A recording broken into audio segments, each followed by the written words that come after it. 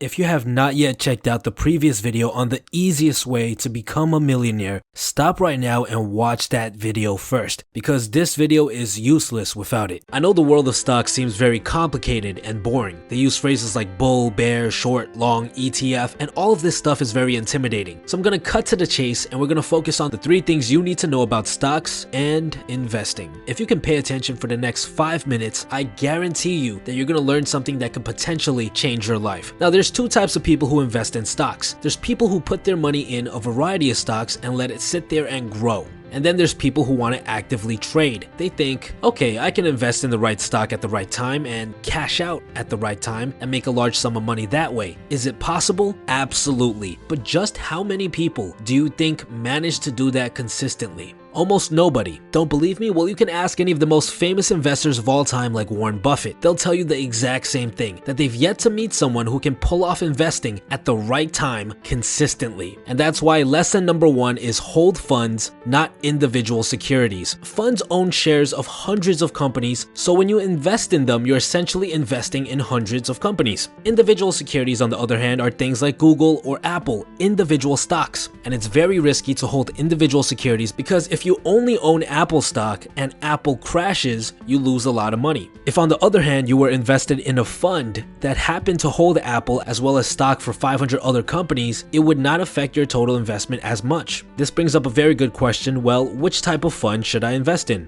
In my personal opinion, a fund which tracks the S&P 500, which is a collection of 500 of the largest companies in the US, is your best bet. It averages a return of around 10% every single year. Yes, there's going to be years where it's not that great, but at the same time, there's years where it's higher than 10%, and that's what I based the numbers on my last video on. If you put your money into the US stock market, not one stock individually, but the entire S&P 500, you'd see a rate of return of somewhere around 10%. Lesson number 2 is to keep your money in no matter what. If you want to reap the benefits of compound interest as shown in the last video and have a large sum of money waiting for you when you retire, put your money into the US stock market, something like an index fund that tracks the S&P 500, and leave it there. No matter what the news says, no matter how many people are out there rioting and screaming that the world is doomed, there's never been a case where the market crashed in the US and did not recover. In fact, if you look at this chart, you'll realize that on average, there's a major, which is more than a 20% drop, crash every 10 years. And every time one of these crashes comes around, the media screams that the world is ending. Oh no, that the US economy is about to tank, warning everyone to take their money out, and guess what happens? The people who take their money out, well, they lock in their losses, they lose that money. And the ones who keep it in, not only do they see their fortune recover, but it continues to grow. Here are the chances of you investing money and still be at a loss if you invested any time in the past 150 years. If you invested and kept your money in for only 10 years, you had a 12% chance of losing money. If you kept your money in for 15 years, you had a 5% chance. If you kept your money in for 20 years, you only had a 0.06% chance of losing money. And if you kept your money in for 25 years, you had a 0% chance of losing money. That means even if you were the most unlucky investor on this planet and you invested at the worst time possible, such as right before the Great Depression, if you kept your money in for more than 25 years, you'd still come out positive. Lesson 3 is to diversify. Diversifying your investments is extremely important. It's actually one of the key concepts in the world of investing. We've established that you shouldn't invest in just one stock and should instead invest in the entire market itself.